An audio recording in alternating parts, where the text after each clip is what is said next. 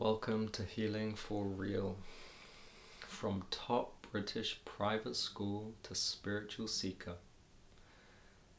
This is the story of how I went from chasing success and prestige at some of England's best establishments to chasing peace.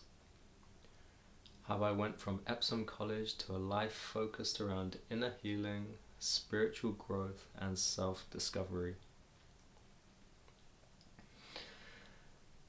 Epsom College, to give you a glimpse, think huge iron wrought gates, beautiful centuries-old architecture, manicured lawns, landscape grounds spread across a sprawling estate. Think private chapels, fitness centres, shooting ranges and theatres. Think Ferraris and SUVs and Bentleys and Rolls Royces parked outside. Just 15 miles from central London, but it might as well have been in a completely different world. The kind of place where school fees are upwards of £55,000 per year. Now, to put that into some perspective, that annual average wage in the UK is around £31,000 per year. Epsom has had an unbroken royal patronage since it was founded in 1855 as the School for Sons of Doctors. Queen Elizabeth II was the former patron, and now King Charles III is its current patron. I got into that school on a rugby scholarship for my GCSEs and A-levels, and I rose to the first 15 rugby captain, and I thrived in that world. The Machiavellian social game came natural to me, and the school environment responded to my eagerness and hunger. Sooner or later, the silver spoons, the quiet privilege, the ambition and the competition was something I was walking hand in hand with, and something that I was dotting all of the I's and crossing all of the T's for. Epsom College is a grooming ground, a production line for world leaders, captains of industry, high-powered executives, and heirs to family empires. They've even got a sister school in Malaysia, and a vast and broad old Epsonian network that stretches across the world. A network that opens doors, creates opportunities, the perfect environment to keep the machine of success well-oiled and alive for the next generation of cash and asset-rich parents to enroll their children into.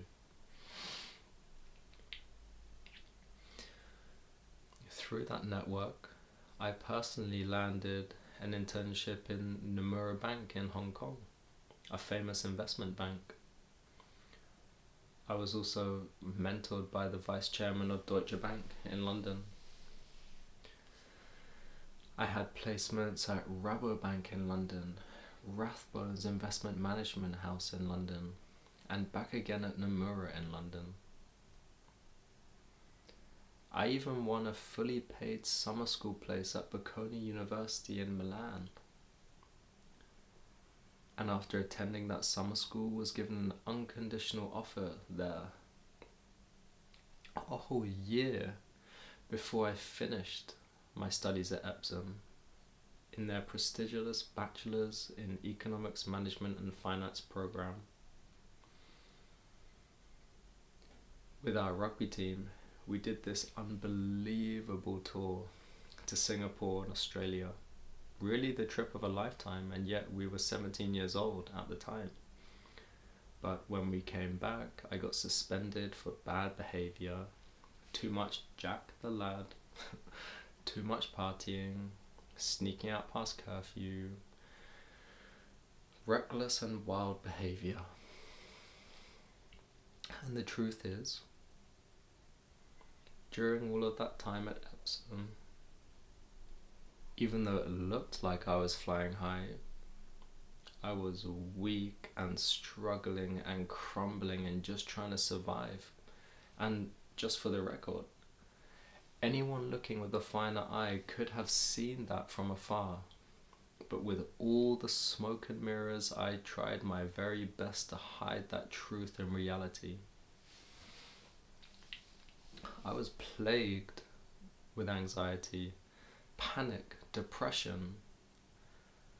The school had a reputation for drug addiction, and I played into that stereotype to the nth degree. I was so heavily addicted to cannabis, dependent on it, inside of school, outside of school, to the point where I couldn't even function without it.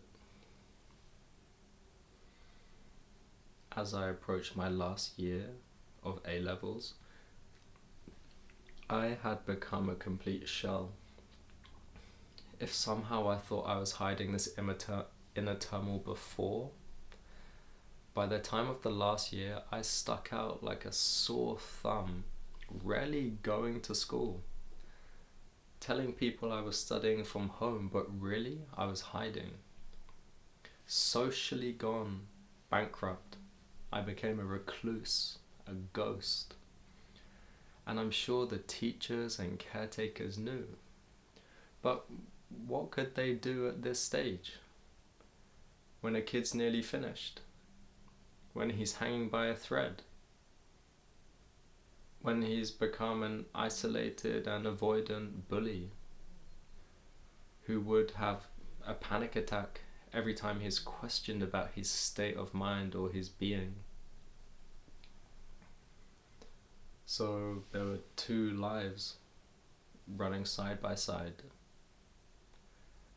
On the surface, the success, the accolades, the image, and underneath, the hellfire, perpetual discomfort, inner torment, a trauma I didn't even have words for back then, but one which had engulfed me, swallowed me up, and devastated the life I once had and who I thought I was becoming. I managed to hang on, and I made it out of Epsom College without completely crashing and humiliating myself, without falling into the Icarus story, flying too close to the sun and plummeting to my death. But I'd crossed the threshold, and deep down I knew things had to change. There was no other way at this point. I needed peace. I needed liberation.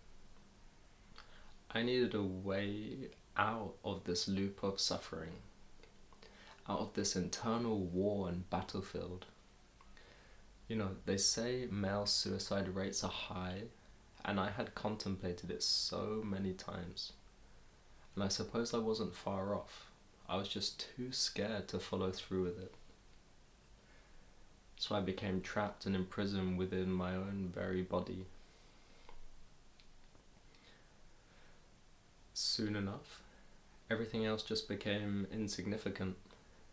The grades, the titles, the internships, they all just began to fade. The only thing that mattered was the journey inward, living a life that I could cope with and survive, the healing path, the spiritual path. And it wasn't all over though. I still had to get through university, and that was a whole battle of its own. But something had changed. The shift had begun. Even whilst doing what I had to, I finished my degree and I kept up appearances. I was slowly loosening the straitjacket I had built around myself. And I started going to retreats wherever I could, when I could take time off and when I could afford it. Meditation retreats, men's workplaces. I started hanging out with monks and spiritual teachers. I began to go to spiritual meetups, self-help seminars, mentorship programs. self-help lectures, self-improvement masterclasses, and self-development meetups far and wide. Anything that felt real and raw and human, and anything that would help me connect with myself. Step beyond my neuroses and traumas, and felt as if I was planting some seeds for the future. I thought, well, at least if I'm broken, miserable, and dead from the inside now, if I can just hang on in there, plant some seeds for the future, the kind of life I want to live, then hopefully things will improve and get better. Hopefully those fruits will start to come. And I hang on to this and I stuck it out, white-knuckled it through.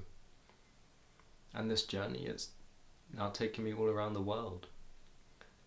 Learning from Christianity and Islam and Buddhism and Judaism, from indigenous traditions, shamanic traditions, occult traditions, and from healing arts across every corner of the planet.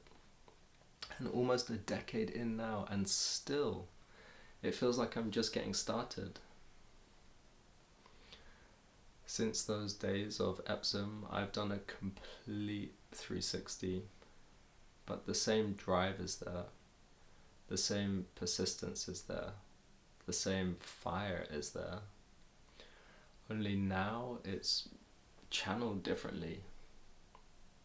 The energy that once fueled a life that wasn't serving me, to now being poured into one that is, and one which is becoming more so. From a status-driven and hollow life to one that nourishes and heals. One that serves not just me, but also others. A path of inner healing and inner growth, which is now starting to branch out and overflow from the inside to the outside. So, thanks for watching. This is Healing for Real. And this, well, it's just the beginning. Stay tuned for more. Boyakasha.